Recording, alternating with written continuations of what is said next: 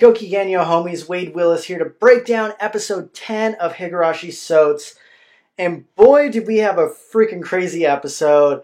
By far, if not the best, it was definitely in the top 3 episodes of Go and Sotes so far. Absolutely amazing. Flipped everything on its head.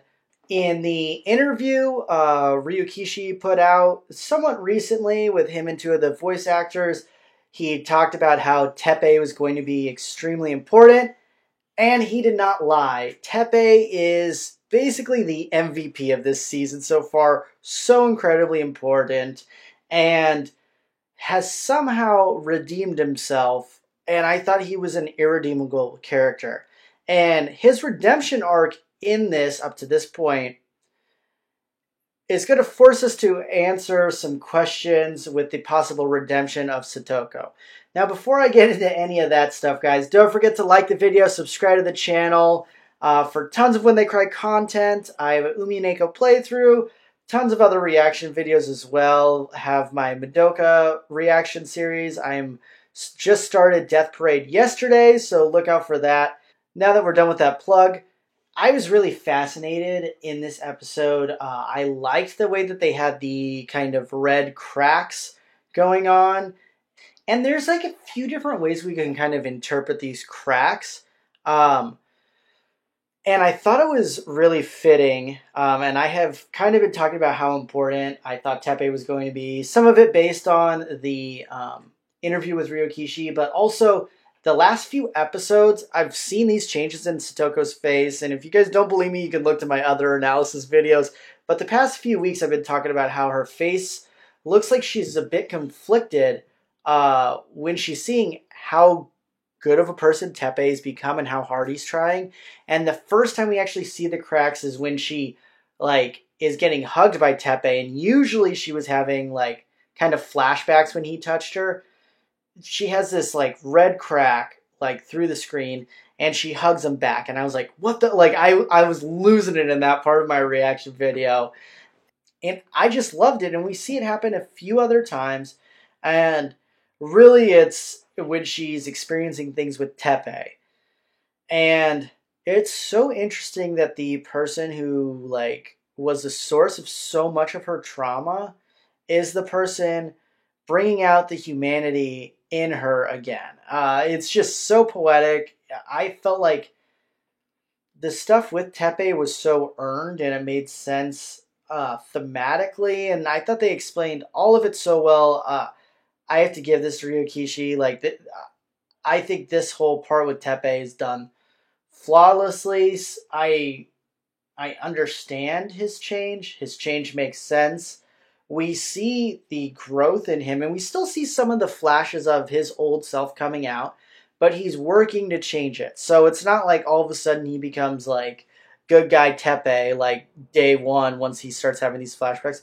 It's a process. It's difficult. He's trying hard. He's hanging his clothes up. He's it is just done so well. And sorry I'm rambling on this, but I hated him with a passion. Never thought I would actually like this character. And just a fantastic character. And I've loved what they've done this season with him. He has been so important.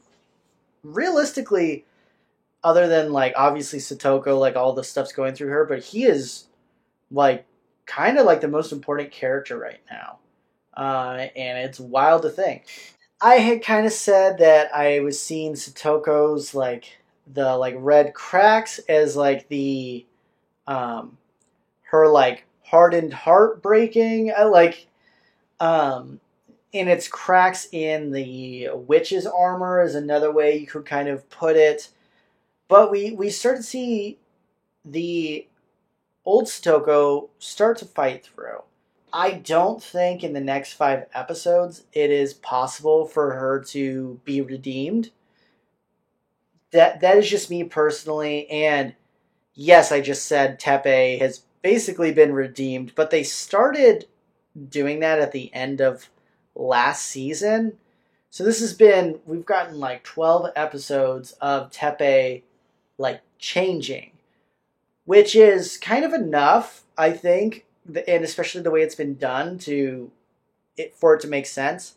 Now, can we get to a point where we forgive Satoko? Yes, I think that is possible, and we could see her be saved, but redeemed, I find it hard to believe, and it's really hard for someone who was a hero or a good character to go bad and then be redeemed and have the audience completely accept it. It's not done very many times, to my knowledge, and most of the times it's not done in a way that we actually accept it. Usually, it's done either poorly or the audience just can't get behind it all the way. Whereas someone that's a villain, we can kind of like accept, and we're like, oh my gosh, they're a good person now. This is so amazing. Originally, that was kind of like, if we think back, original Star Wars, Darth Vader is bad, then he kills Palpatine. And to a lot of people, he is redeemed. Now, some people just go through, he killed like billions of people. Yeah, I got it. But a lot of people have that as a redeeming thing. But if we would have started at like normal timeline wise with, you mean Anakin as a kid being a good kid and then going bad, I think that scene and that part of Vader kind of turning back would not have had the same punch, in my opinion. And it's just, I don't know if it's the way we look at things or analyze things, but I just think it's going to be hard for Satoko to come back from this all the way. Now, the big showdown in this episode was Satoko with herself. Her witch side tries to kill Tepe, and her good side like fights it off. And we have this cool scene where we see Satoko's eyes kind of split between like good and evil. Again, so well done. We go into the fragment world. Both entities of herself are kind of fighting each other. Obviously, the evil one is like way stronger at this point and just like curb stomps the other one and is able to go beast mode and just beat the shit out of Tepe. Now, in that fragment world, it was interesting seeing the points when Aoa would kind of like butt in, but in the side of the witch. And even the red-eyed version of Satoko, she calls herself a witch. And again, I thought we were going to get a Lambda Delta, like, just, it seemed like we were going to get it, and they are really blue-balling us with the whole Lambda Delta thing. It just, with how Ryokishi writes stuff, I could just see him, like, tease us this whole season, and we never get her to actually say that, or anyone to call her Lambda Delta. Like, at this point, I've accepted, we're going to assume she is, but we're never going to get that, and it's just going to be to fuck with us. Now, after this last episode, there were like a few things, like I was really mind-fucked. Like, I'm just like, okay, one, how are they finishing this shit in 5 episodes? I feel like we're going to have another season, and I'm going to go into that kind of in some of my theories portion later on. But it is just hard for me to believe that we're going to get to a point that it can end in a coherent and way that actually makes sense in 5 episodes. And especially when you consider the next episode, we're like not done with this arc either, because we got to see stuff that's going on with Oishi. I feel like half of the episode is going to be dealing with Oishi, maybe how things actually happened, seeing how things, like, particular with Keiichi, and a lot of time in the fragment world probably. Maybe some time with Hanyu and Rika in the fragment world too. Yeah, there's just so many questions right now that are still left. Again, I said it, flipped it on and said yes. But one, like at the end of the episode, I'm like, how in the hell did all this stuff with Keiichi happen? Because he goes and beats up Tepe after he gets hit in the head. And Tepe like dies here. And someone in my comments, and sorry I'm blanking on the name, but they mentioned that the screen actually like kind of changes in the part with Keiichi and Teppei. When they're fighting, it kind of turns red. And really, it starts to change after you see Keiichi get like hit in the head, I believe. So, again, and I'm not trying to like spoil things for Umineko at this point, but I feel like this is definitely like an illusion that Satoko is um, giving Keiichi, which a few people said that in my comments in my reaction video, and I got to agree. I feel like there's some type of illusion. Obviously, there's an issue with the narrator right now, and Keiichi's always been kind of an unreliable narrator, but in particular, like in this part, like I said, we saw the changes in kind of the color and the style of the filming for the part with Keiichi in a showdown with Teppei. Also, we had the weird scene where it's like months later, like in the fall, and Keiichi like wakes up basically from a coma from getting hit in the head. And again, getting hit in the head, you can kind of lose memory, like lose your mind a little bit. So that also adds to the perhaps Keiichi like imagining things or Satoko causing an illusion. But that whole scene with him and Reina was incredibly strange to me. And just like it didn't make sense. And I know some people have said, well, we've seen things from different fragments and how things can go on in the future. That's true, but I felt like the tone of it and the way it felt, it seemed almost like a dream to me when it happened.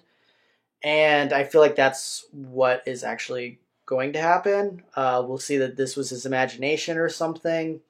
At first, it really bothered me, and I'm like, how did that arc end? And then now I've come to grips, and I'm like, okay, I agree with you guys that explain to me, okay, illusion, none of that was real. They were just tricking us and Keiichi. Got it. One other thing that I noticed too, that was interesting in Keiichi's like either dream or vision that didn't really happen.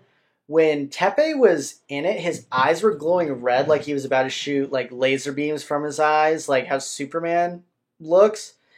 And that's not something that I remember seeing much, or if at all, in Higurashi. And it kind of struck me as something that seemed more dreamlike and unrealistic, because when someone's suffering from the syndrome, their eyes like get bloodshot, but they don't glow like they're going to shoot laser beams. So I think that adds to the idea that this was a dream or an illusion. And one more thing before I get into some more theories. I feel like there's a lot of different ways we can look at Satoko fighting with herself. Could she have a split personality? Could this have just been kind of a different self implanted in her? Not saying it's she's possessed, but this is still, she chose to, and I believe AU says this, but she chose to go down this path without the help of this witch version of herself. Now, was this witch version living inside Dormant? Did Aua implant her? Maybe Lambda Delta implanted it. But if you haven't read Umineko, I would maybe skip through like 30 seconds from here, because I'm going to go into something that happens in episode 3.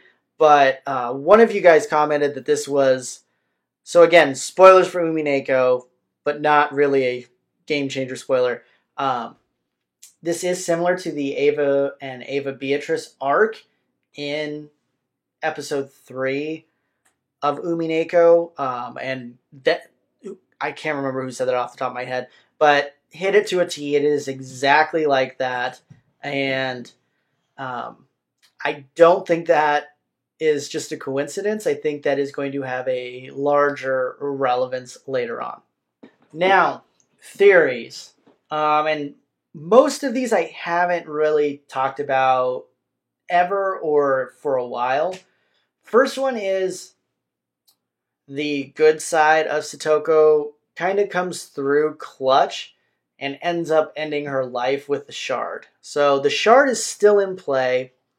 Was it really Hanyu that gave or left the shard for Rika? Was it Ayua working through Hanyu? Is Hanyu a robot? We don't know what the hell's going on there, but the shard is in play.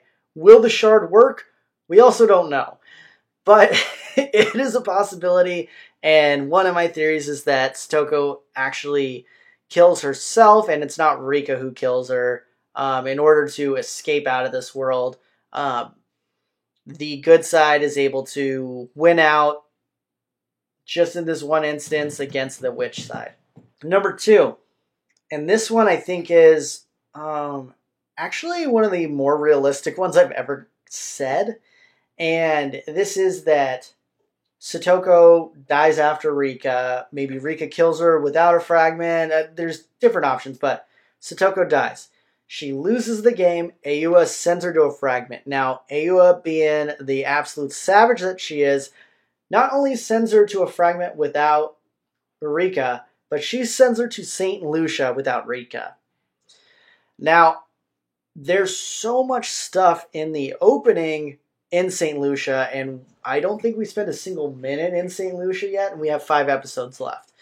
So I think it's going to have to play a part, and I've brought this up a million times, it's going to have to be in the story, or else they really just mess with us hardcore, which could be true. And I believe Rika will somehow get to that world to try to save Satoko from madness and despair, and they can end up living like kind of in a happy story together with Rika saving her life yet again. To be honest, I feel like this is a very realistic possibility, and timeline-wise, or amount of time in the season, they could perhaps do that.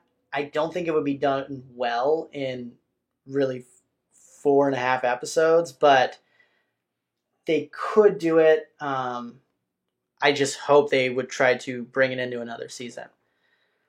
And then number 3 is that they set up, and I've brought this idea up many times, but they bring in a Umineko crossover.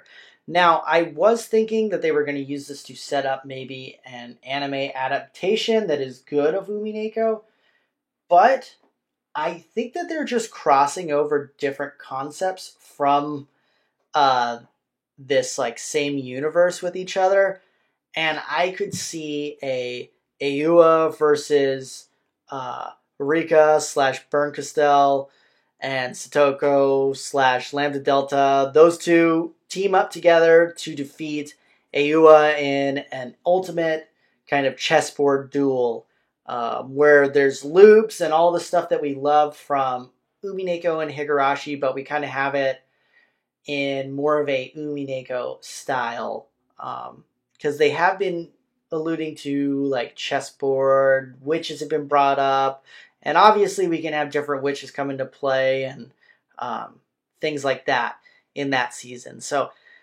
I feel like for sure we are going to have another season, just because, again, I don't know how they can end this in a good way in 5 episodes. But I do think it's going to be some weird hybrid thing. And that's just my opinions. Let me know your theories in the comments below. What did you think about the episode? Did you love it as much as me? Again, I think it's my favorite one of Go and Soat so far. I hope there's going to be a better episode than this coming up. But this was amazing, and I think it set the tone for the remainder of this season. But let me know what you guys thought.